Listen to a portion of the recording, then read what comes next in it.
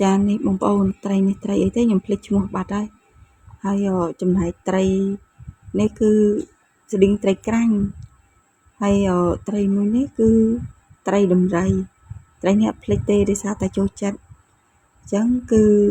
កូនត្រីទូគឺខ្ញុំយកមកធ្វើផ្អកអញ្ចឹងបងប្អូនទៅតាមដានទាំងអស់គ្នាតើខ្ញុំធ្វើផ្អក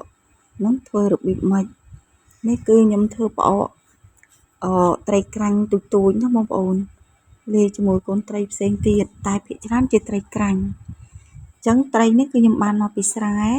ដោយសារតែខ្ញុំមកជិះទៅស្រែបងប្អូននេះជាទេសភាពស្រែប្រាំងដែលខ្ញុំធ្វើដំណើរទៅស្រែរបស់ខ្ញុំណាបងប្អូនហើយស្រែរបស់ខ្ញុំហ្នឹងគឺរាងឆ្ងាយបងប្អូនជិះទៅគឺឆ្ងាយហើយនេះជាប្រព័ន្ធទឹកដែលបងប្អូនយើងយកទឹកធ្វើស្រែណាអញ្ចឹងប្រព័ន្ធទឹកហ្នឹងគឺល្អមែនទែន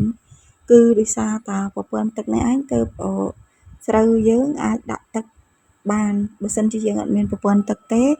គឺយើងធ្វើស្រែអត់កើតទេអញ្ចឹងគឺខ្ញុំធ្វើដំណើរទៅរាងឆ្ងាយដែរទម្រាំដល់ស្រែនឹងខ្ញុំ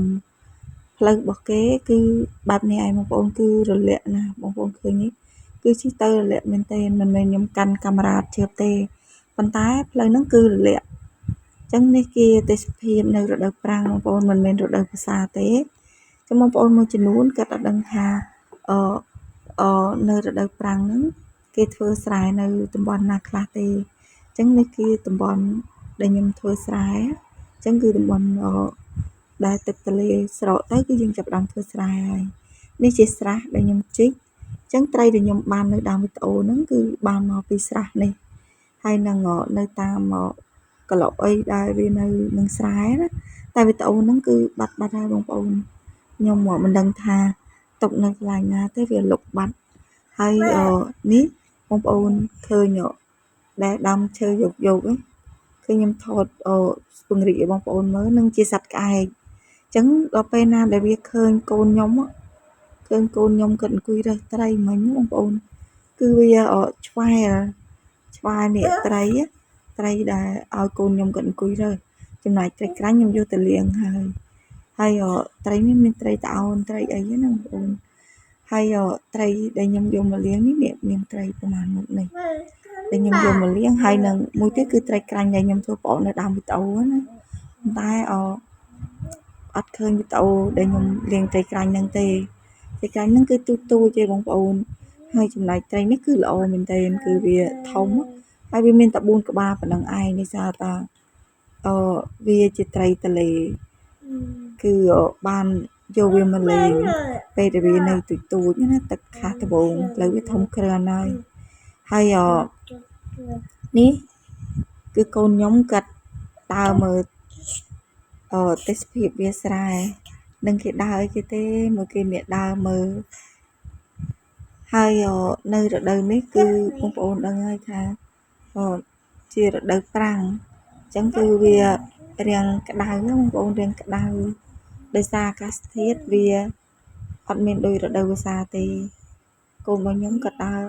មើលទេសភាពវាស្រែមើលអីនិយាយទៅពួកគាត់ចូលចិត្តមកស្រែបងប្អូនគឺវាឆ្លាស់មុខឆ្លាស់មាត់ខ្យល់ក៏បរិសុទ្ធទៀតខ្យល់បរិសុទ្ធព្រោះអីនៅពេលនេះគឺស្រូវបែកគឺគេឈប់បាញ់ថ្នាំហើយគេបាញ់ថ្នាំរលាកកគួរអីពីស្រូវផើមអស់ហើយចំណែកខាងនាងខ្ញុំនេះគឺរាងខ្សត់ទឹកបន្តិចបងខ្សត់ទឹកអញ្ចឹងគឺការបង្កើនផលគឺអត់សូវទទួលបានផលច្រើនទេដោយសារតាការប្រើប្រាស់ជីគឺយើងត្រូវតែស្រែដែលសម្បូរទឹកគេកាច់ផ្កាយកមកឲ្យនាងខ្ញុំគឺគេដើរកាច់ផ្កានិយាយទៅពួកគាត់ចូលចិត្តមកស្រែមែនទេបងប្អូនឲ្យតែថាមកស្រែគឺសប្បាយតែម្ដងហើយនេះខ្ញុំថតកាត់នេះត្រីក្រាញ់ដែលខ្ញុំប្រឡាក់ទុកផ្អាប់2យប់បងប្អូនផ្អាប់2យប់ហើយខ្ញុំយកមកប្រឡាក់អង្គលីងដែលខ្ញុំបានកិនខ្លួនឯងលីងខ្លួនឯងកិនខ្លួនឯងបងប្អូនអញ្ចឹងយើងកិនខ្លួនឯងគឺឈ្ងុយមែនទែនហើយត្រី1គីឡូគឺខ្ញុំប្រើអំបិល2ខាំបងប្អូនអញ្ចឹងខ្ញុំមិនដឹងថាបងប្អូនដាក់ច្រើនឬតិចប៉ុណ្ណាទេប៉ុន្តែសម្រាប់ខ្ញុំគឺដាក់ប៉ុណ្ណឹងឯងខ្ញុំដាក់2ខាំហើយខ្ញុំពូតទឹកវាចេញពេលដែលយើងប្រឡាក់វាបាន2ថ្ងៃឯណា គឺខ្ញុំយកតែសាច់ត្រីទេតែខ្ញុំអត់លាងទឹកទេខ្ញុំយកមកចាវអញ្ចឹងនេះគឺរំដេងខ្ញុំហាន់ខ្លះហូបនោះគឺខ្ញុំបុកវាឲ្យម៉ត់ណាគឺខ្ញុំបុកវាឲ្យម៉ត់នេះរំដេងខ្លះគឺខ្ញុំហាន់ហើយនេះខ្ញុំដាក់ស្ករក្រហមចូលគឺខ្ញុំអត់ប្រើស្ករសទេបងប្អូនខ្ញុំប្រើស្ករក្រហមណាហើយនៅស្រែអញ្ចឹងគឺខ្ញុំអត់មានគីឡូទេបងប្អូនគឺខ្ញុំដាក់នៅក្នុងឆ្នាំងហើយនេះគឺខ្ញុំប្រើដៃទេអត់មានស្រោមដៃទេព្រោះយើងធ្វើលក្ខណៈគ្រួសារគឺយើងលាងដៃឲ្យទៅស្អាតទៅហើយនេះខ្ញុំទៅចាប់ផ្ដើមលាយ3មុខហ្នឹងចូលគ្នាមានកលីងមានស្ករហើយនឹងរំដេងត្រីមួយទៀតគឺ4មុខនេះខ្ញុំលាយល្បាយទាំងអស់ហ្នឹងចូលគ្នាឲ្យសព្វបែបនេះណាបងប្អូនណាគឺលាយហើយនោះគឺមានក្លិនឈ្ងុយមែនទែនគួរឲ្យចង់ញ៉ាំតែម្ដងហើយខ្ញុំអត់មានគីឡូទេតែខ្ញុំដាក់ក្នុងឆ្នាំងបងប្អូនមានគីឡូបងប្អូនដាក់ចូលគីឡូថ្មដោយសារនៅស្រែអញ្ចឹងគឺឧបករណ៍អីវាអត់គ្រប់គ្រាន់ណានេះឥឡូវជូរឲ្យបងប្អូនខ្ញុំថតកាត់ណានេះបានមួយសប្តាហ៍គឺជូរហើយប្អូននេះគឺជូរហើយគឺខ្ញុំមកឆ្កឹះមើលបែបនេះគឺវាស្ងួតល្អបងប្អូនដោយសារខ្ញុំចាវទៅគឺស្ងួតល្អហើយបងប្អូនពេលដែលយើងយកមកចំហុយគឺមានរសជាតិឆ្ងាញ់មែនទែនអញ្ចឹងវិធីនេះគឺវិធីដែលខ្ញុំធ្វើសាមញ្ញតែខ្ញុំក៏អត់ដឹងថាបងប្អូនធ្វើបែបណាដែរបងប្អូនដែលមានរបៀបធ្វើផ្សេងបងប្អូនអាច comment នៅក្រោមវីដេអូនេះបានអរគុណការតាមដានទាំងអស់គ្នាអរគុណច្រើន